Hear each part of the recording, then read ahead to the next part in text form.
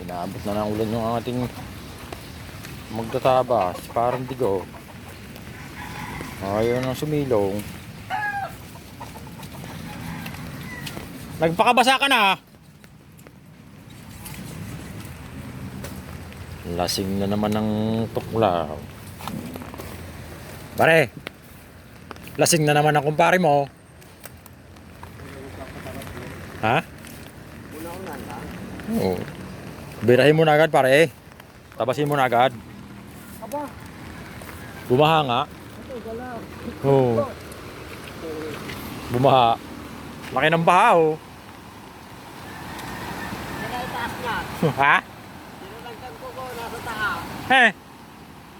Magmamahal pare ang kangkong. Magmamahal ang kangkong. Wala nang kalaban na naman. Wala na. Mabas ka, paano may pagkinanan?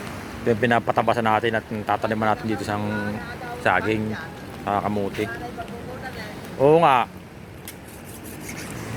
Parang hindi ko ang tatabas. Ayun.